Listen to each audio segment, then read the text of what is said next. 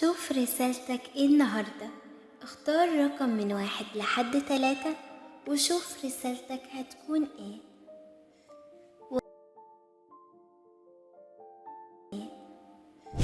1.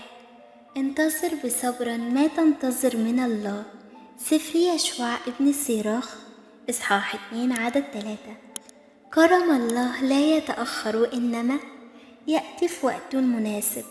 انتظر واصبر، الرب هيكرمك وهيستجيب. 2.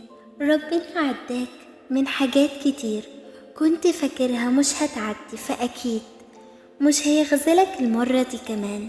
ثق فيه، ملقيين كل همكم عليه لأن هو يعتني بكم.